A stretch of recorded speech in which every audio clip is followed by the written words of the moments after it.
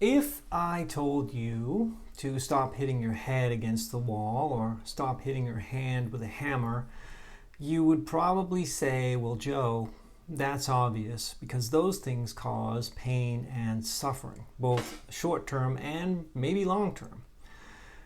Hi, Joe here from Pictoria. Thanks for joining and taking a look at another video. In this video, I am going to give you the answer to the question how to make someone else wealthy. And I'm going to give you the answer right now. One of the best ways to make other people wealthy is to simply work for them. If they are the owner of the company, then they are going to reap all of the rewards of that company, and you are simply an employee. So there's the answer. But as I did in my last video, I would ask that you stick around for a little while, not too long today, to let me expand on what I mean by this. And I will share with you some of my life lessons, and the purpose of all of this is to help you not make the mistakes that I made in my career. I truly want to help you out, and when you look back on your life and your working years, I don't want you to have too many regrets.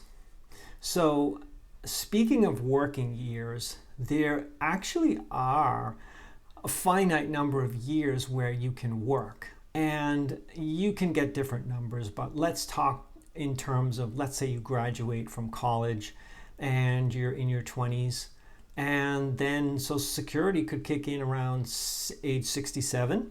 So those are the working years, and believe me, that time is going to pass enormously fast. So before you know it. So this sinister concept of working for other people, having job after job after job, could very likely put you in financial jeopardy at the end of your working years. And that is not what I want for you. So hopefully if you see this video and you're early stage working, or maybe mid-career somewhere, or okay, even at the end of your working years, you can do something about this. And that something is something that you've heard over and over and over again, that simply be your own boss and start your own business. It's not easy to do if you're in the mindset of, well, I could never do that, or I'm not smart enough, or I'm afraid. Look at the people you're working for. Are you smarter than them? Are you more courageous than them? I'm not saying that they're fools, and I'm not saying that they're cowards by any means. They're the people running the world, and we need them. But why not be one of them? Why not learn from them? Why not do what they do in creating your own business and running it? There's no reason not to. Now, of course, you can become wealthy working for other people if you get in the right situation. But it takes a long, long time. You may end up in a company where they offer you stock, which is great. You may end up in a company where you get great bonuses and you're careful with those bonuses, and you contribute to your 401k and you save more than you spend, etc. By the way, you should be doing all of those things anyway. But to keep with the purpose of this video, here's the two things that I really, really want to help you with today. That is, when you're starting out in your career and when you're young, you should absolutely work for other people. And you should pay attention to what's happening, and you should learn how that business is run. Because if you learn the fundamentals of running a business, you can take those fundamentals and start your own business. But working for someone else, you'd be doing that in a much safer environment and a much lower risk than if you were doing it for yourself. So when you're first starting out, yes, absolutely, you should work for other people and you should learn.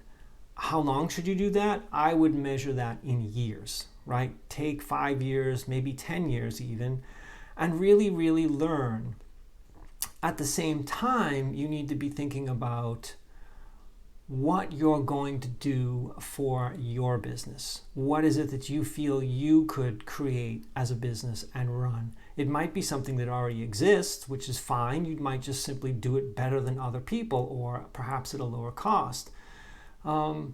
Number two, the other thing I want you to get out of this video is if you're watching this and you're on the fence about starting your own company, know that you can continue doing what you're doing now in your safety zone. That might be working for other people, but around that, and it will be difficult, you can build your own business in a part-time way, get that business up and running. And then once it's at a place where it's running itself and generating revenue and there's lower risk for you and you feel you can cut the cord and become your own boss, then that's a great way to do it. So, two things here. You should definitely learn how business works. You shouldn't just start a business because you need to think about all of the aspects of running that business and all the risks. There are legal risks, there are financial risks, there are tax ramifications, there's liability. So all of that stuff goes into it, and you need to know all that. But why not learn how those things work while working for someone else so that you're not really on the hook for it?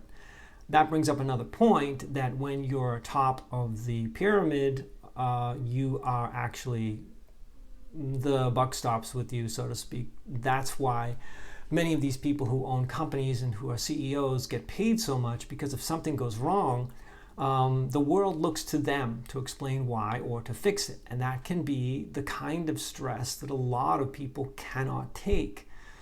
So you need to keep all those things in mind. But what are the rewards? Actually, before I talk about the reward, there's another risk here. Let's say you're in your 20s and you're working for someone else and you have job after job after job and you consider it a career. Maybe you're in the same industry. You're going to be 50 years old before you know it. And you will have worked for someone else the whole time. And you may or may not be in a financial position that you're happy about at that point. So you need to really think that at some point, as difficult as it is, the younger you are, the better, because you're going to need a lot of energy and a lot of support to do this. Start your own business. So that's incredibly important. So what's at risk here? Another big risk is that you're blowing through your working years and giving those years to another company that you do not own. And in effect, you are doing what I've done for my entire career, that's helping other people get wealthy. And I'm still in the game. I still have a chance. I'll make it. As I've said before, I'm grateful to have the job I have, but I should have started out on my own at some point.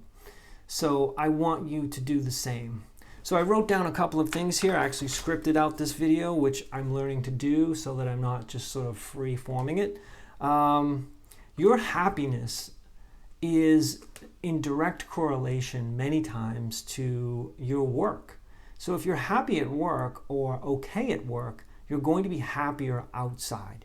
And if you're running your own business, that's an incredible source of freedom and joy, and that's only going to make you happier on the outside. So I mentioned freedom. You have the freedom to know that you're running the business. You can work when you want, work as much as you want. You're not working under the rules of someone else, which brings up another point.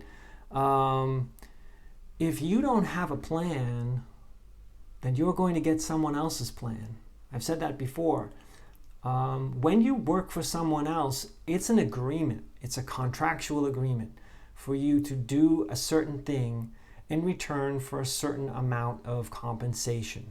That may be base pay and bonus and vacation time and all the other benefits. By the way, running a business, the most expensive input are the employees. So employees are extremely expensive. There's healthcare and taxes and all that stuff. But for you, you could do something on your own. You could be a one-person shop. You could have a few employees. But I strongly recommend taking the leap and trying this. And know, of course, you've heard this 1,000 times, that you may fail. But you need to think of failure as a process. the most successful people will always tell you that they didn't get it right the first time. History is filled with people who failed and failed and failed and failed until they finally got it right. So you're going to need to be persistent here, and you need to have to be focused on what you're doing. Figuring out what you want to do as your career is also going to be a challenge for you, but there's a lot of advice out there on that. It should be something you love to do, something you can do, something you're good at, something you can learn. For instance, myself, I'm not a great computer coder. I wish I were. I'm better at other things. So I would never start a business where I'm writing software. That would just not make sense. So you need to have a talk with yourself and say, okay, the software industry is huge. I think I'll do that based on the fact that it's huge. Well, can you do that? Maybe not. So you shouldn't head in that direction. So you really need to think this through. And that's why I'm saying, if you currently have a job, you can start your own business part-time, get your foothold, get comfortable with it, and then you can build it out from there. I think that's a great way to do it. If you're a very young person and you've started your own business with the help of other people, that's great too. You probably would never work for someone else at that point. Just keep at it and be persistent. Again, the point of this video is to be aware of the passing of time, be aware of this block of years in the middle of your life called your working years, and know that you want to spend them as you would spend currency. And you want to be careful how you spend those working years. Do you want to spend those years working for someone else the whole time? I don't advise that. Or do you want to work part of those years learning how the business works, learning business strategies, getting involved in the techniques that are involved in running a business so that you can arm yourself with that knowledge? And then, yes, those years you'd be working for someone else, but then you can take that knowledge. And by the way, there are fundamental principles that apply to all businesses. So if you're in an industry and you're learning how that industry works, don't feel that you can't shift and do something completely different, because the majority of what you're learning and how to run a business is going to apply. Payroll and taxes and all of the fundamental things, the cost of goods, how to price a service or how to price a good, marketing, all of that stuff you're going to need to know. And it's pretty much in many ways generically applicable to many of the businesses that you might get into. So keep that in mind. You're learning, that's not a waste of time. And then just get out there and do it. There's a lot of resources online to learn how to do these things. Everyone online is really great about starting your own business. It folds into this thought, if you're going to get extreme about it, start your own business. Live beneath your means for a long time. Save as much money as you can. The goal is to get to a place where you're financially free sooner rather than later. So again, you don't end up in later life having to accept someone else's plan. You want your own plan, and you want to live your life the way you want to live your life. You have the strength to do this. You are courageous enough to do this. I believe in you. You can do it. So that's basically the message of this video. If you're on the fence thinking about starting your own business, start it. Start it part-time. You might fail. That's okay. Try again. If there's something you've always wanted to do, if your passion misaligns with the kind of work you're doing, then try to navigate yourself into doing what you love to do and getting paid for it. And let's say you're not getting paid to do that as much as you're getting paid now to do something that you might not care about. Well, you can do that for a while, but believe me, eventually that's going to catch up with you. And if you're unhappy at work, I'm pretty sure that's going to leak over into the rest of your life and affect how you're living. And in this lifetime, if you have opportunities to be happy, you should take them.